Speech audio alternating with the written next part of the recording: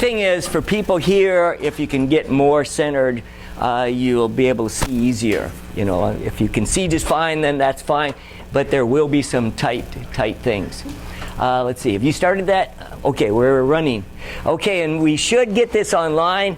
To those people online that are checking this out, let's hope this works. I have in mind doing this more as kind of a screencast in the future, but we're kind of working out the details, the bugs. And a lot of the slides are pretty low resolution. So if you're gonna, I'm gonna try to get it up tonight, but Google has to and YouTube has to process these things, and usually they have the lowest resolution come up first, then the next, the next. Probably you're not going to be able to read this thing very well until you get to at least 720 or a 1080 for your resolution. So anyway, let's hope that works and hope this works reasonably well. We've got a lot of ground to cover, and as you know, it's very dense. And we'll start appropriately with the electric field and the electric force. So we're going to cut right to the chase here. We're not going to deal with you know, electrostatics. I'm assuming you know that kind of stuff here.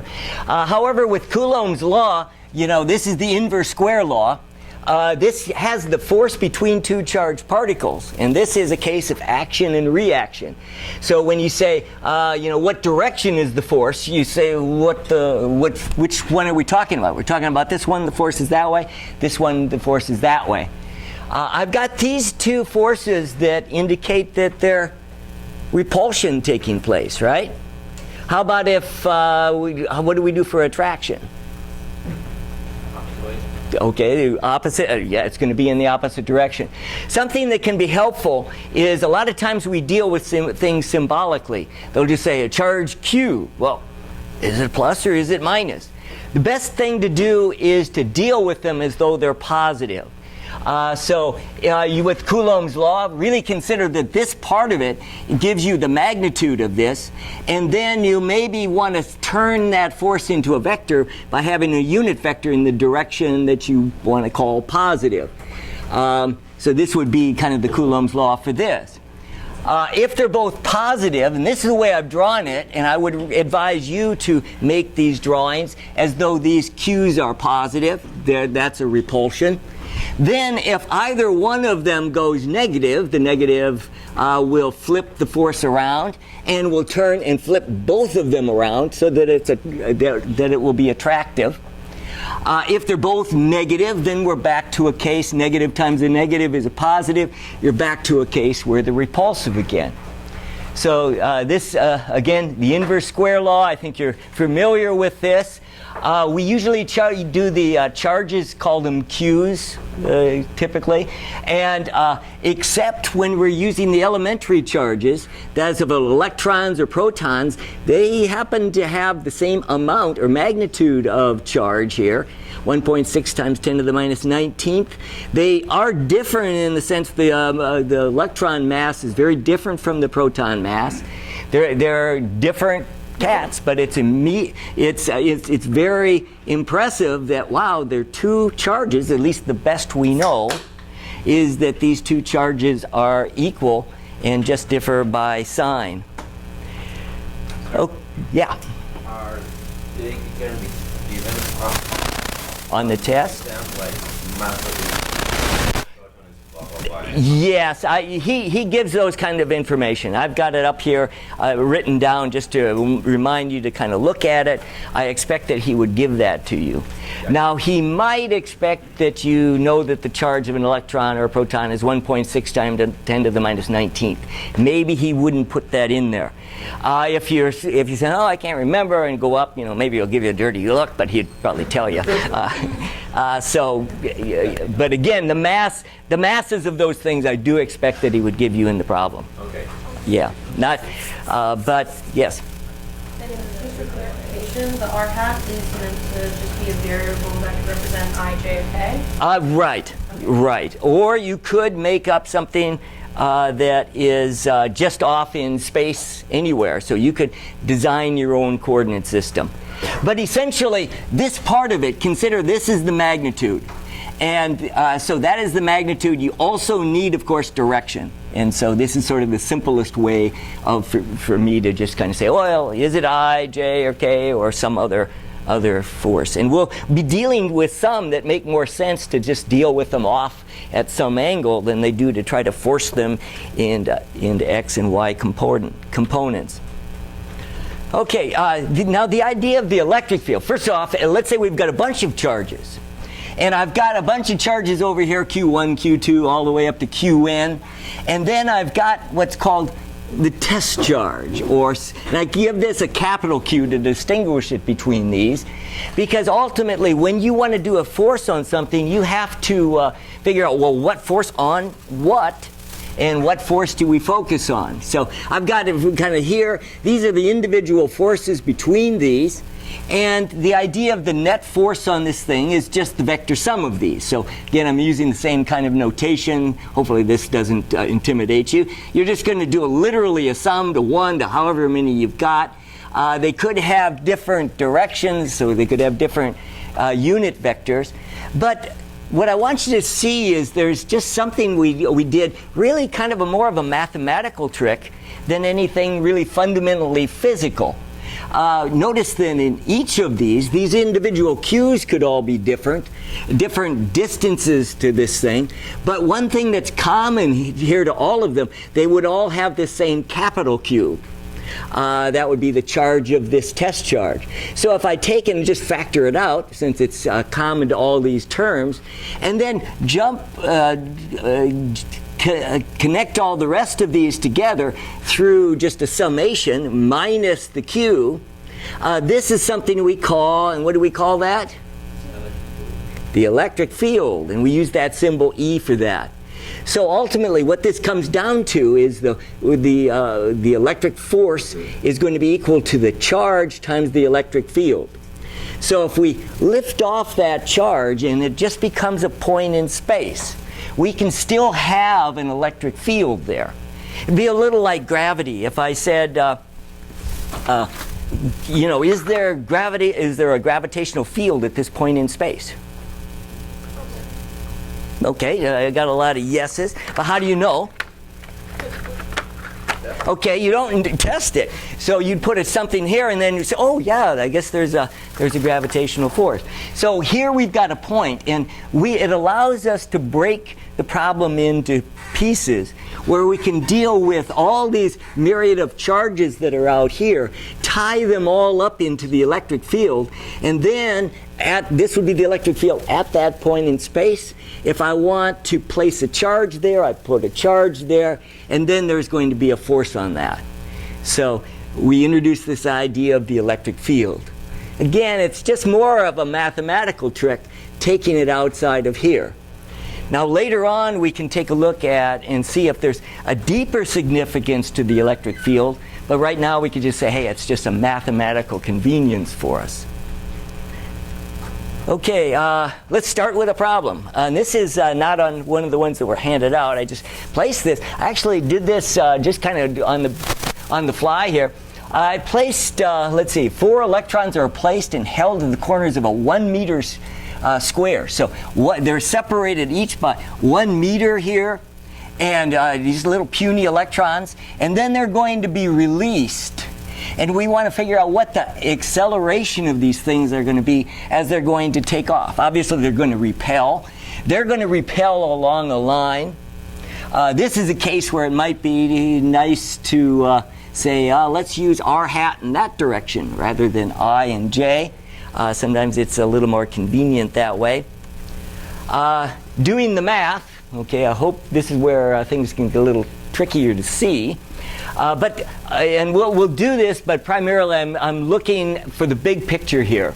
When we do the forces, we ultimately want to get at what the forces of each of these are, but I'm going to focus on one, and then I'm going to use the fact that this is symmetric to say, hey, it's got to be the same for the rest of these.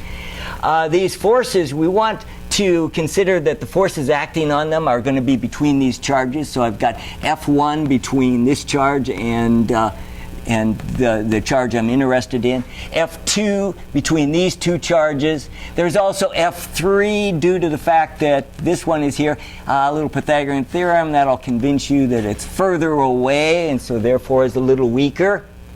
F1 and F2 should have the same magnitude. So this is strictly the magnitude. I'm going to go to my diagram of, and you want to draw a clear picture of this, to indicate the directions of these forces. This is strictly the magnitude. F1 and F2 have the same magnitude. I'm using for Q, instead of Q, I'm using the E because they're electrons, but that is the charge of an electron. We've got two of them. They're all repelling in pairs, and so we've got an E squared. This third one is a little further away, so we have we're going to square a root 2L, and that's just 2L. Then, now when we do the net force, we need to indicate directions, of course. Now here's where I'm using this idea of maybe placing my r hat out in this direction. In fact, I expect ultimately that all of these should give me a net force deriving away from the center. You should see that from symmetry. So for simplification, I'm just going to do this kind of for scalars, is that the net force, that's all of these things, are going to be components of these. Now, look at F1 and F2. Ultimately, what we're going to want to do is break them into components. They've each got a couple components in the direction of the net force, or if you want to call that r hat. And then these two are going to be the components of F1 and F2, and these are going to cancel. So once we cancel those, I strictly have all of my forces, or my net force, in that r hat or radial direction away from the center. So doing this, I break F1 and F2. I use the cosine of 45 degrees. Obviously, I think that's pretty obvious. I'd use that, root 2 over 2. And I've got two of them.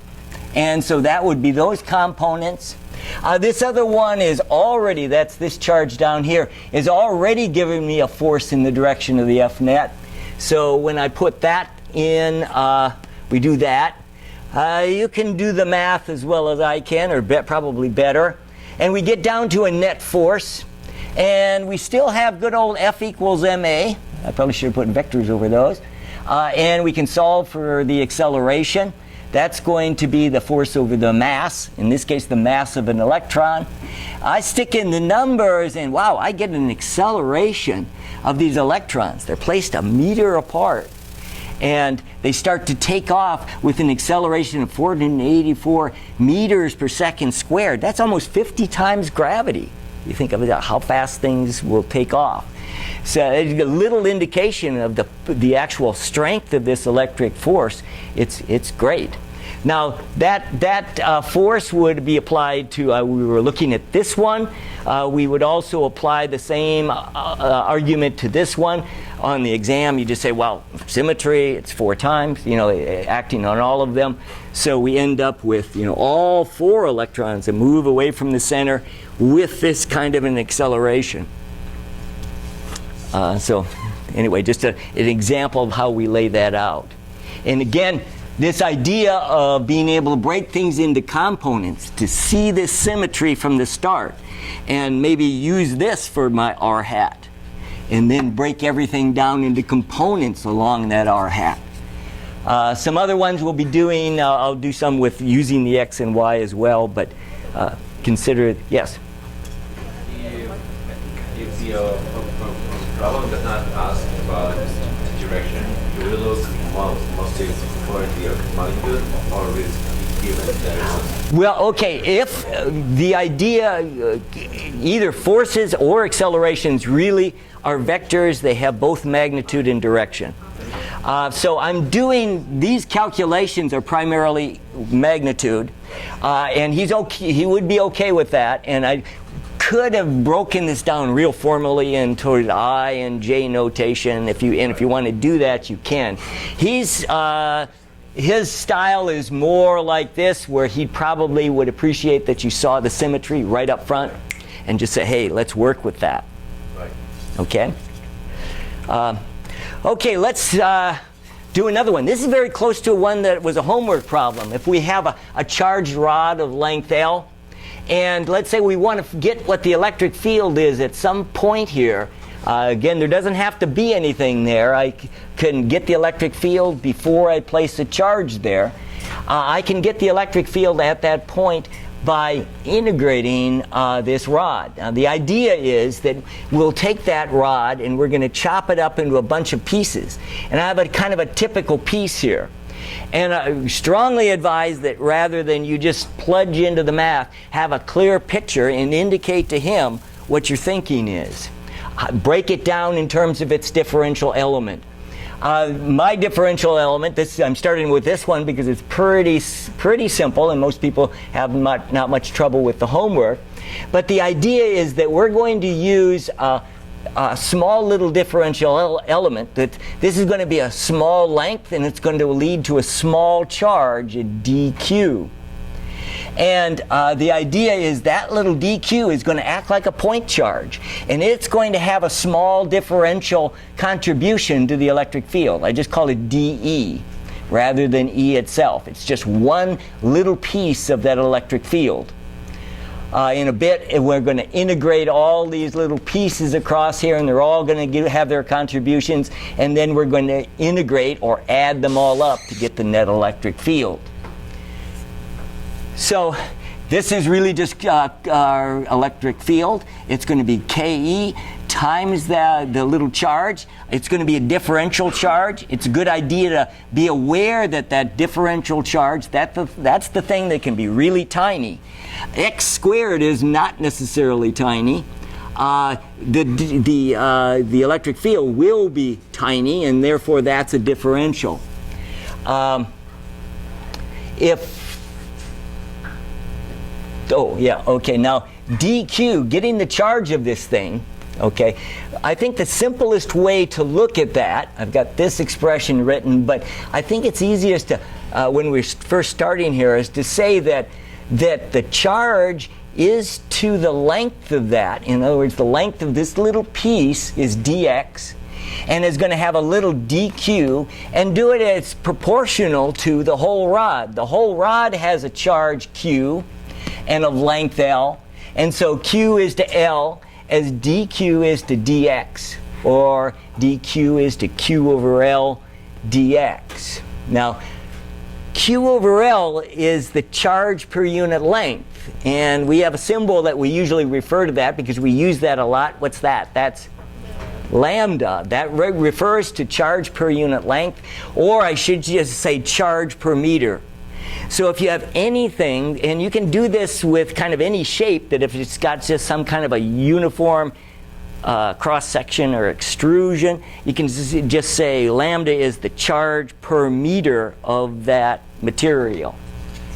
And so that will be just the Q over L. So in this case, it's dQ is just Q over L dx. I can then substitute that in for dQ, put that in, and now I have dx. Now I have a variable that I can integrate. I want to add up all these little dq's, and so I'm going to do an integration. E is going to be the integral of dq.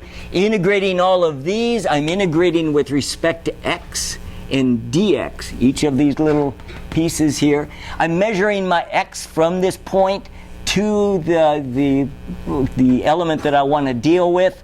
As I integrate this thing, of course, x is going to vary depending where this thing is living. Okay, you can see the math here. I did it from a, x equal to a, so this is the origin. And I just went out to L plus a. That's how far I went out. You recur maybe this homework problem, you integrated, it was out, this went out to infinity. And then they just talked about the charge per unit length. I wanted to do a little different twist on it to make sure you're clear on how you set this thing up. The rest of it you should be able to do. It's just kind of straightforward math from the integration. And I get a magnitude of the electric field. And then I stuck on an I hat, and I realized from my diagram that with this magnitude, it's pointing in the negative direction. So I'll stick in and turn that E from a magnitude into a vector by just tacking on a negative I hat. I think that's the best way to do it. Deal with it first in terms of magnitude. And this, again, is where you want to have a clear diagram what's going on. So when he looks at it, he realizes, hey, this is the direction this is pointing. Okay, got another one here. This is a little different twist on this. Uniform charge of the insulating rod, 14 centimeters, is bent into the shape of a quarter circle, shown in the circle. The rod has a total charge of negative 0.75 microcoulombs. Oh, and a little note right now, when I'm doing this, I actually do this as a Q, and I deal with it like a positive. So watch what I'm going to do. And then at the very end, I'm going to stick in, oh, this Q happens to be a negative, and then deal with it. So anyway, be aware of this. Find the magnitude and direction of the electric field at the center of the quarter circle. He does give you some hints, which he might as well just say, hey, you'll better use polar coordinates. And so a lot of people, they get rusty with these. They're not quite as friendly as X and Y. So I got kind of a bit of a mess here. I've got kind of a diagram. I said I better draw this again here to make sure nobody misses anything. We're going to bend this thing in a quarter circle. It's got some radius. Wow, I'm not sure. He gives the overall length of the rod. That is the arc of this thing. We have to do some polar coordinates. Let's take a little look at those. People get rusty with those. They get a little queasy with them, or they memorize things from math class and they don't really quite get it. For circles, let's say this is a circle, radius r, and we want to deal with like an arc on a circle. We'll call that arc S. And if I superimpose on that the unit circle, radius, which has a radius of 1, the arc, or the shadow of this thing on the unit circle is theta in radians. So I have theta sub r to remind us we don't do this in degrees. This has to be in radians. Then we can just do a simple proportion. I can say, well, the arc is to the radius of my circle, as the arc on the unit circle, theta in radians, is to 1. And so the arc is just r times theta in radians. So we'll use this relationship a lot. Not only this is true, but if we take, this works for large arcs as well as small differential arcs. So if we have S is equal to r theta in radians, we can take the derivative. ds, a little tiny arc, is equal to r times d theta. And so that's what I have here. I lay out this arc. It's got some kind of an arc length up to some point. I'm picking out sort of my typical element. You always want to do that. We're going to be breaking this thing up into a bunch of pieces that we're going to be integrating. And each of those pieces, here's where we've got a little different twist, is like this one is going to have, I'm assuming a positive charge, just call it a Q, is going to be over here and is going to have an electric field that's this way. This is going to have a little tiny amount of charge, a little dq, and that dq should be equal to the charge per unit length, lambda, times ds. And keep in mind, ds is equal to r d theta. We've got that.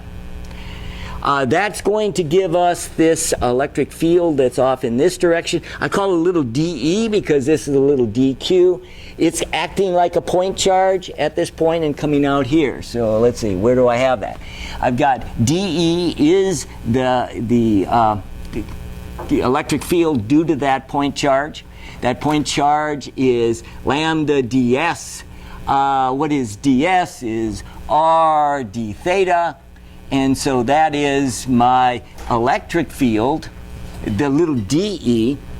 But now we need to be careful, because as we integrate along this thing, from this piece is going to have one in this direction. As we integrate up, get to a piece up here, it's going to have its field down in this direction. So we want to be careful. We just don't add these things. We have to add them like vectors. And this is where it gets trickier.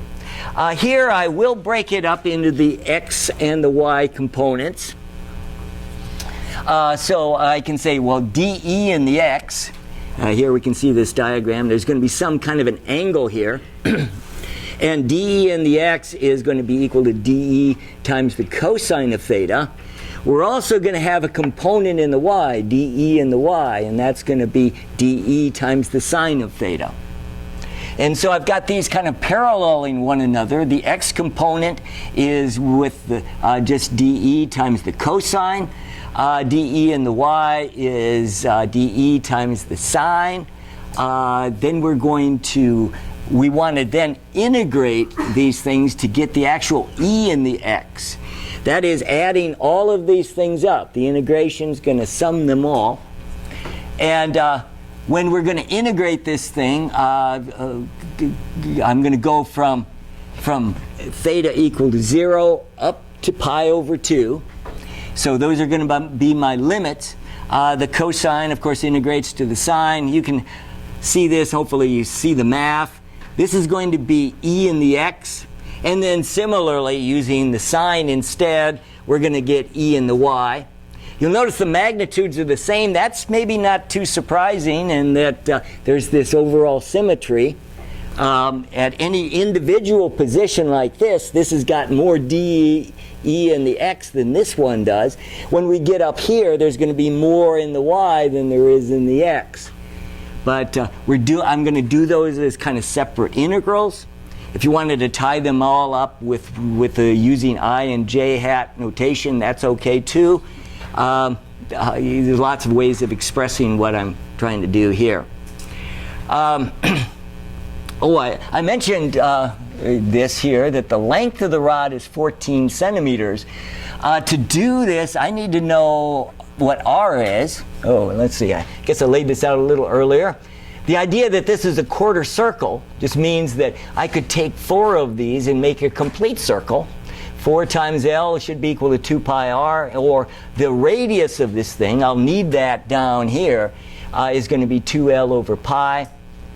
And so I can use that for the radius. I also have, I'm going to substitute for lambda and r with lambda is just q over L.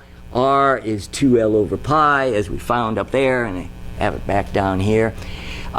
We can go ahead and put those in, and we end up with Q's and L's, so it's expressed back in the formation that I had it. And then I put in, well, that's going to be the same magnitude in both the x and the y. I used the unit vectors here. It's in the plus x direction, it's in the minus y direction. And so I've generated a formula, and I just realized I didn't stick in the numbers here. What I do is, would set this up, I'm assuming that this charge is positive. And the fact that it was positive would send the electric field in this direction. Of course, I didn't realize when I first did this, oh, this is a minus charge, which should turn it around. So it's not a real problem. You can just go ahead and send a negative through. So I'm going to have this is going to end up being back in the other direction. The electric field will be back in this direction. I hope this isn't too confusing. I'd redo this if I was doing this again, but I think you can follow that. In terms of sticking in the numbers, all you really need to do, I guess I've got it just expressed as absolute value here. This would be the magnitude, and then I have the fact that it's here. If you want to express that it's going to have that magnitude and be pointing down at 45 degrees because of symmetry, Dr. Young would be fine with something like that. He's not real big on you needing to be really clear with your mathematical formalism. So this is one where we're adding things up, and you've got to be careful that the direction of these DEs are going to be varying. Yes? Why did you use 0 to pi over 2 instead of pi over 2 to pi? Oh, If we need to find the direction as well. okay, you could do something like that. There's a lot of ways you can do the problem. And I think I probably would do it differently if I were just to do it now, because I'm seeing that, yes, there's some confusion. Now, I think I'm sure he'd be fine with this. Now, I've indicated my theta is here. So the idea that I'm going to start my integration on the rod down here and go on up. So I'm going to start this with theta this way. If you want to, go on the other side of the board and look back this way and call this the plus x-axis, you'd probably be okay. And then I'm going to integrate that all the way up to pi over 2. So I am kind of flying a bit loose with my formalism, and I hope that doesn't present too much confusion. This is where you want to be real clear on your diagram what you're doing. Even if you're going to follow the formalism and say, this is the x direction, I'm going to measure my theta over to here. And you could do that. You could go ahead and write theta from here all the way over, from minus pi over 2 to, minus pi to minus pi over 2. Yeah. So formulaically, what would change since now we know that it's a negative charge? Okay, the only thing that's going to change, I'm going to get an electric field, and I'm going to do this and say, hey, it's going to be in this direction. So if Q is negative, woo, I goofed. I could, it's back in the other direction. So the fact that I'm kind of bumbling with this here maybe can give you a little more certainty and power when you're doing things. He's fine. But again, you want to be clear with a decent picture so he knows how you're laying things out. Okay? Okay, these are things that you had looked at. Let's kind of do this kind of quickly. The idea, it was done in the book. I know you did it in class. How many people are looking at this? You know how to do this. Ooh, okay, not. Okay, I'm just trying to gauge how confident you are with this material. Let's kind of go through the argument again. Let's say we've got a circular ring of charge, and we want to get what the electric field is at some point on the x-axis out here. And I've got that point indicated up here. This ring we're going to break up into a bunch of pieces, and just like the last example, we got to be careful with the direction of the electric field. For instance, this little charge up here has got an electric field off in this direction. There's going to be another piece that's just diametrically opposed to it over here that's going to have its electric field that's going to be up in that direction. Again, I'm assuming that Q is a positive. Okay. Now the two y components are going to cancel one another out.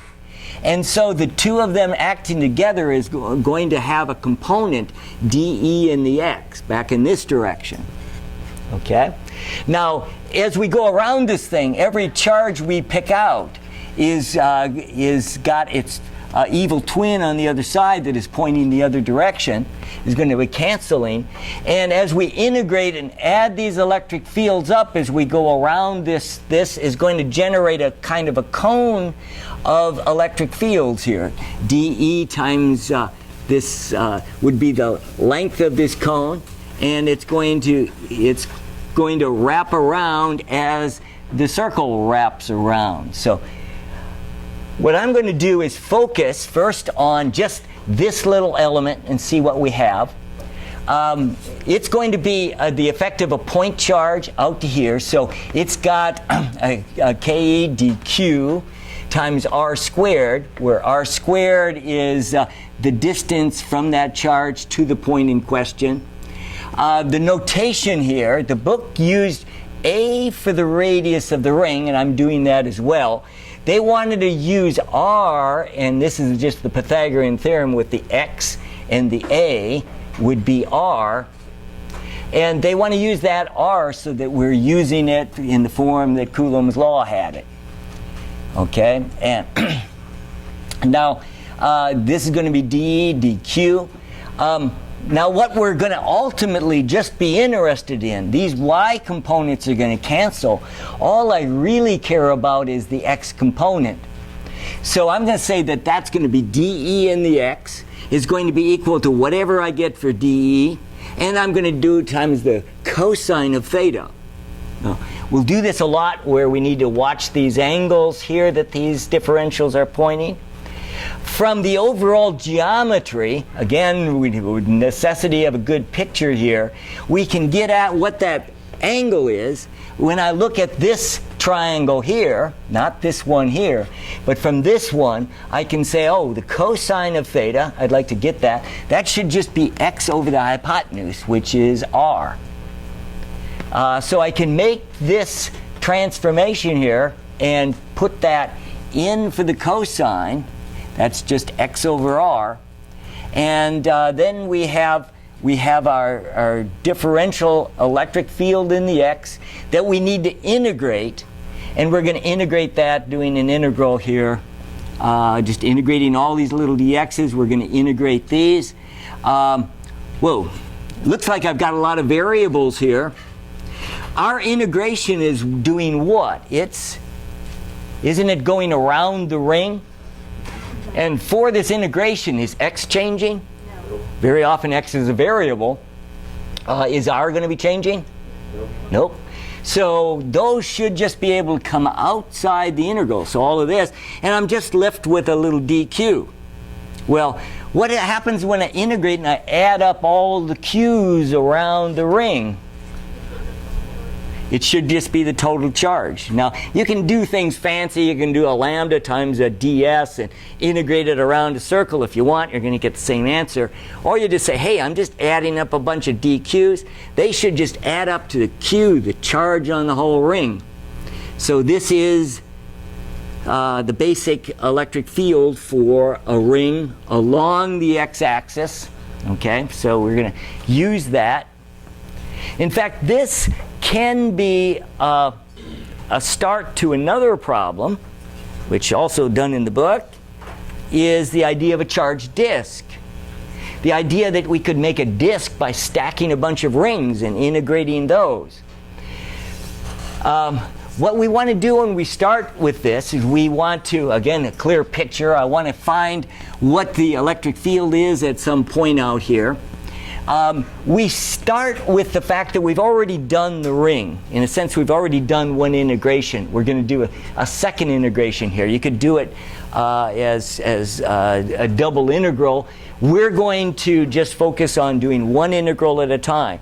This is kind of what reveals the physics better, rather than the math. So I just did this one on the previous page where we start with this. And this is also important when we do something. We're going to use a bunch of rings. And so what I want to do is set up what I'll call a differential element that is like a ring. So what I want to do is I've got a little dE that should be due to one of these rings. Now I'm going to have a whole bunch of them. They're going to be like tree rings. They're going to be stacked layer upon layer as we move out here. This is just the electric field due to 1. And, okay, that's going to be the dE and the x. I need to integrate this thing as I, yeah, dA. Okay, the dq, okay, this is a little tricky here. I need, pardon me. We've got the ring, and of course the x and the a are constants for just the ring, and the q is going to be our variable.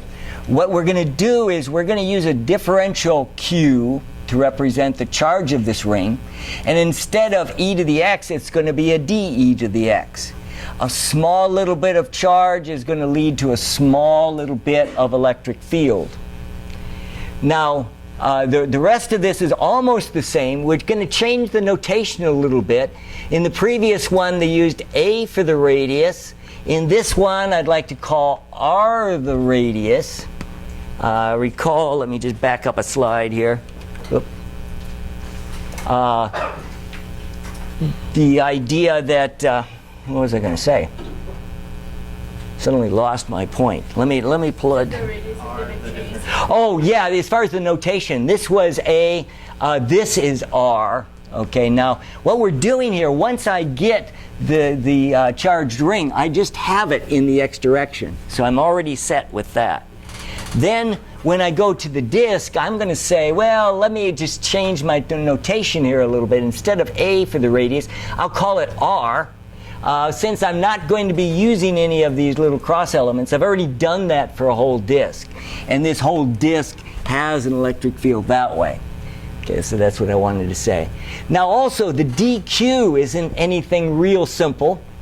It's going to be a uniform disk, so I can do it again as kind of a proportion. I can say, well, dq is to dA. The dA is the differential area, that blue shaded region there. That should compare to the total charge over the total area of the disk, that pi r squared. And so dq is going to be q over r squared, 2 pi r dr. We get some cancellations taking place. Something that can be handy here is that we can say q over pi r squared, that's q over area, is something we call what? Sigma. Yeah, that's the charge per unit area, or charge per square meter.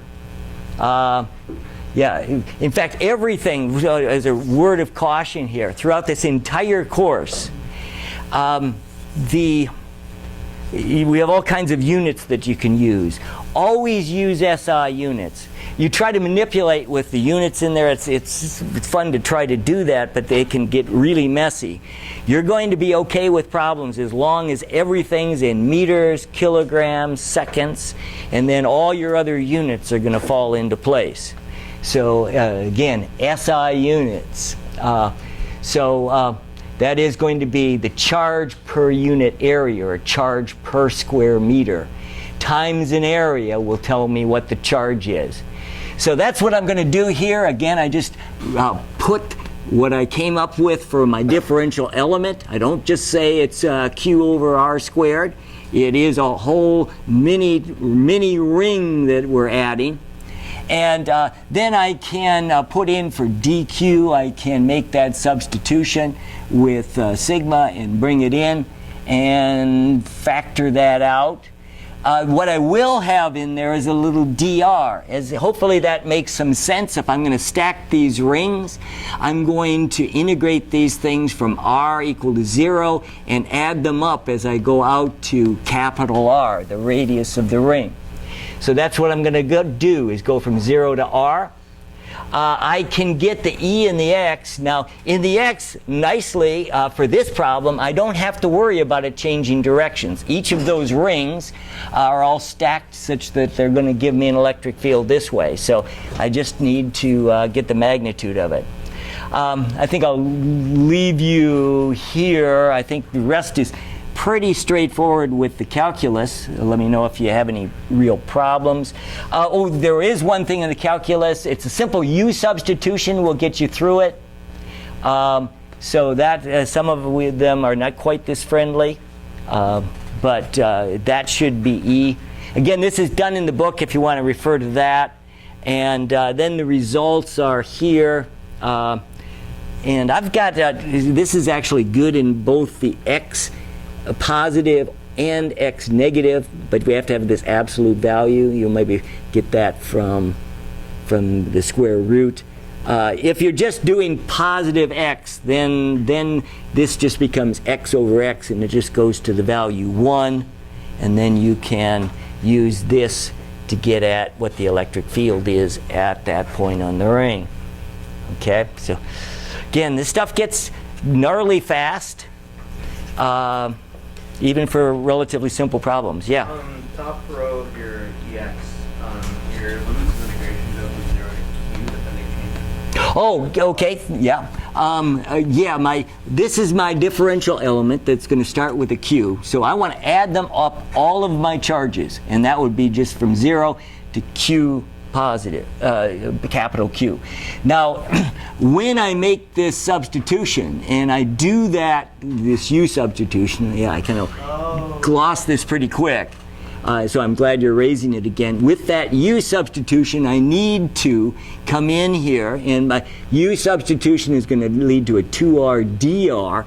Now, I have a 2R there, so hopefully you can kind of see the niceness of trying to use a U substitution. Then I go from 0 to R to encompass all of that charge. Yeah? You replaced q over pi r squared with sigma, right? Or Yeah. did you replace q over R squared. This was bad. It should be Q over pi R squared. I would take away that sign. It was too quick to say, oh, they're going to cancel. Yeah. Thank you. Okay, any other questions? Okay, again, you'll have the notes. You can go back and pick through the details, and I think I haven't done it wrong, but you never know with me. Now you can build that again. This was a nasty homework problem for a ring. I mean, for a cylinder. The homework problem had to do a bunch of rings, so it was a hollowed out cylinder and also a solid cylinder. What I would like to, I'm not going to go into gritty detail here because it gets too encumbered. We got a lot of ground we need to cover. Is that we first start with some element, and this is what I would call my differential element. A disk itself has this expression, so I'm going to take a disk, but that disk is going to become a differential in size. Differential because it's going to be dxy, and there's going to be a charge on it, dq.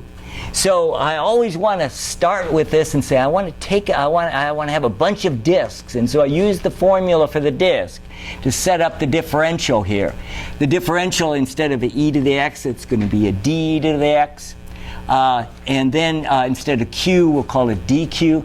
The rest of this stuff is the same, and then I did, to get dq, I got q over l dx, and that was okay, what I did is slice this thing up and just say, well, the whole charge is to the whole length, as dq, this charge, is to its length. Okay, this is kind of weird. I didn't bother dealing with like the charge density or lambda. In a sense, this is closer to lambda, really, q over L. If you want to use a lambda here, that would be just fine. And then that would be dq dx. And so this is my differential charge. It depends on, I think of like slicing loaves of bread, that we're slicing this thing. It's got a little slice that's dx thick, and that's going to be differential, really tiny, and that's going to leave you with just a little bit of charge. So the main thing when I'm putting these up here are these ideas of the differential element starts from the basics of what shape we're using. We're using a disk, so we start with that. Also, the dq was a little bit tricky here in how I'm going to break this problem up. There's other ways I could do it, but this I think is just kind of the simplest and most direct. The rest of this is kind of calculus. We've got another u substitution. So it's actually not too bad, and you can look through the details, but that would give us the E is the electric field here as a function of x. And it looks like I've got magnitude here. I should have stipulated that it was in the negative x direction. I drew this kind of backwards from the way the homework problem was set out. You're looking at the picture on the other side. The reason I did it this way is we're going to start x equal to 0 right at that point. And then we're going to measure out, using x as our variable, out to our element. And so we're going to change these. We're going to change the x with these, and we'll keep the little slices all dx thick. So check these out. So these are good things to go over. These were done in your homework, so I mean this is all fair game, although this is probably pushing the envelope. If you're really strapped for time, maybe don't do that, but you might say, hey, he's not going to ask me that, is he? Well, you never know. Okay, maybe.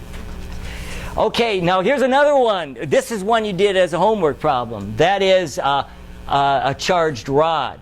And I want to do this because then I want to show you how we can take these problems and give you a little twist to them. This one is a charged rod. It's a uniform. It's got charge Q over the length of this thing. And the idea is we want to find along the perpendicular bisector what the electric field is at some distance y away from this rod. Now, again, we want to draw a little differential element. We're going to break this rod up into a bunch of pieces. This one is going to have, out here at some x, is going to have a little thickness dx. Now, and then there's going to be this electric field due to it out that way. We also could break it up into x and y components. There would be some angle there that we would allow us to break that up. In fact, we've got to be careful as we integrate this thing. Keep in mind that all these little pieces are going to be pointing in different directions as we go. So we're back to this idea that we've really got to watch those components. Now, we do have a kind of a symmetry, kind of like that ring problem, that there's a charge here with its electric field off in this direction. There's going to be its twin over on the other side that has its electric field off in that direction. And the two x components are going to cancel. So all I really need to get is the x component, not the x component, dE and the y component, along the axis. And so I'm going to, with this picture in mind, to just kind of show that symmetry. Let's get rid of that one on the left and then just deal with what's happening here. So again, this little piece is going to have, with this radius, okay, just Pythagorean theorem here just tells me how far this is away, is going to act like a point charge that has an electric field off this way. And I want to get the y component, so I'm going to take it times the cosine of theta. So we start off dE. This is just my kind of Coulombs law in differential form. I can deal with dq, and this is a handy thing. We could use this lambda dx. We've been talking about that a bit. We can just use it directly. And I want to get dE in the y. So whatever dE is, I just want to take the cosine of theta to get dE in the y. Now here's where I want to look at the geometry again. Again, a pitch for the case that you want to draw a clear picture of what's going on. This angle theta, or I'm looking at getting the component and I use that theta, but that theta is the same as that theta. And this geometry will get at what that theta is. The cosine theta should be equal to y over r. Cosine is the side adjacent, that's y over the hypotenuse, r. So if we go ahead and put this in along with dE, so we bring dE in here, times the cosine of theta, and we get all of this stuff. And then we need to integrate this thing. We're going to integrate it I'm suggesting we integrate it from 0 to L over 2. So we're going to add up all of these pieces all the way out here and all our contributions. I expect that, what about this side of the rod? We could have gone from a negative L over 2 to a plus L over 2, but we can just take a times 2. I hope you see the symmetry, that we could go ahead and get away with that. And so we've got our solution. I shouldn't say our solution. We've actually got all the physics in there now, and that's what he's going to primarily look at. So if you were able to get to this point, you'd be pretty far along in the problem, where you would probably get most of the credit for the problem. However, it'd be nice to solve this integral. So right now it's a math problem. And those that are whizzes with their math or remember it, boy, this calls out for what? Trig sub. Trig sub. What kind of trig sub? Tangent. Ooh, okay, that's good. So you've got that. Okay, let's say you're not quite so good with this stuff, or you've gotten a little rusty. So let's kind of refresh our memory. Now, something with trig substitution. So I'm going to take this thing and just try to put it. Now, this is all really a math move, with the exception of a lot of times in the calculus, you learn these tricks with the trig substitutions, but as far as getting a good mental picture in your mind, what's going on with them, this is a great example to show that this angle that we're going to use a trig substitution, is one that we can point to physically. We can look and measure this angle up here, theta, And I can say, oh, well, let's see. I'd like to do the tangent of theta. That should just be this x over y, side opposite over adjacent, tan theta, or x is y tan theta. To make this as our substitution, then we also need a dx is equal to y secant squared d theta. So we've got that. Now, where are we going with this? A lot of people knew that it was tangent squared. Just a little reminder for those that are rusty like me. I do know cosine squared plus sine squared plus cosine squared is 1. Dividing through by cosine squared gives me tangent squared plus 1 is equal to secant squared. And what was guiding those that knew what was going on, they looked here and they say, oh, we've got an x squared y squared. If we could replace x with y tangent, okay, so that's what we did here. Put in for here, this y. Then I can factor out a y squared, take the square root of it, and then cube it and stick it outside. We've got that.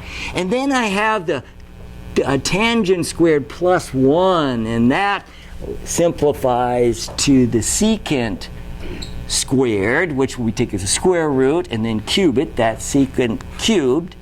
Then we have these secants are going to cancel, leave me with a 1 secant down, 1 over secant theta down here, and then I can quickly that you should realize, hey, that's the cosine, and then you'll say, hey, I can do this integral, and so it is, and then it's a piece of cake.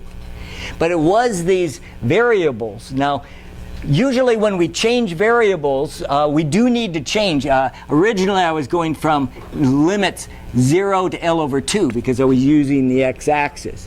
We do need to change the limits, and what we'll do is just put them in kind of a new form rather than go back at the very end. You can do this of putting x back into the equation if you want, but it's what? I lost my train again. Yeah. Why can we treat lambda like it's a constant? Are we assuming it's... I am assuming that it's constant. Okay. Okay, good question. What he will do, a lot of these, you can see it doesn't, seems like a relatively simple problem. It leads to some gnarly math. Now, sometimes he will do variable, and I have some examples that we'll use, that he might have a variable lambda. And while what we would do is, let's see, here I had a lambda, and I ended up factoring it out, and it's okay because it's constant. If he could give you some mathematical function. And at first you say, oh my God, isn't this bad enough? But actually he can do it where he can come up with a mathematical function that he sticks in there that makes the calculus easier. So what you would do is if lambda is some function, like function of x, that's typically what he would do here. You would put this in and you just wouldn't factor it out in the next move. You would do your integral and it would come down to what function he gave you as far as what your moves would be. But by itself, that can be a way of him cutting the calculus down to a minimum. When you consider that there's not too many problems he can really give you that are reasonably solvable, it doesn't take much before all of a sudden they start to get really big and then unreasonable as far as what he might ask of you. Okay, so that's the charge rod. Now, here's an example of one where he does this, and it was a test question. So it might say on the previous ones he wouldn't do that. He did do this. He did a rod. He called it a dipole rod. So it's a rod here, length L. Half of it is a plus charge, half of it is a minus charge. Okay, so it seemed like, oh, looking bad again. Okay, vertical rod length L is charged. Okay, good. Yeah, as far as the cancellation, there's a little different twist here. Yeah, the idea that one of these pieces has the electric field off this way. Its negative twin on the other side would have the electric field pointing into that charge, and we do expect that we break those up into components. This one is going that way and that way. This one has got a component that way and that way. The two x components cancel. and we're left with the two y components that we'll add together. So this is one where we'll get the electric field in the y direction and realize the electric field in the x direction is going to be 0. Now, that's kind of showing you that symmetry that we're going to take advantage of. And let's go back to the idea of we're going to do this as an integration. So again, as I go across this thing, this little dE is going to be pointing away from that thing. We've got the radius is, from Pythagorean theorem, we've got what the radius is. There's going to be some angle associated with this thing, and this geometric angle here. So, let's see, go back. Okay, again, this is just simply a point charge. So that's going to be k. The dq is going to be lambda times dy. This is y up to here, and then it's got a little thickness or length dy. So lambda times dy is dq. We want to get dE in the y direction. That's going to be just going to take dE times the sine of theta. And here again, I look to the geometry over here for the sine of theta. That's going to be the side opposite, y over, well, I want to get sine. Okay, so I could have said, well, the tangent is y over x. That's true. But I want to get at what the sine is. And the sine is going to be y over the hypotenuse, which is r. And so I can put this together with that and come up with my differential in the y. You can read it here. Okay. Now it's a matter of integrating these things. I'm going to integrate it. Again, I'm going to go from 0 out to L over 2. I'm going to do 2 of them because I'm really just doing the positive side, and the negative side is just going to add on to it. So it'll be just times 2. Here's one. When you look at this, this is the basic differential equation we need to solve to get at it. Now, does this look friendlier than the last one? Yeah, this is what is this? This is a U sub, right? So those are a lot friendlier. So this basic problem was the same in that we had to think about components, how to lay it out. But as far as doing the calculus, he actually did us a favor. Now this is a simple U sub. I think you can all do this. Hopefully you can do it. And then I can go ahead and pull out my solution. Yeah. Why would you add the charges together instead of, wouldn't they cancel each other out? Oh, Positive and one's negative? right. That was back to my argument here that when we look at both of them, this is the +1 into the minus charge points this one. And that these two components are going to cancel. Right. The thing that's going to survive here is that we've got two little y components that are pointing down. And so they're in the same direction, they're just going to add together.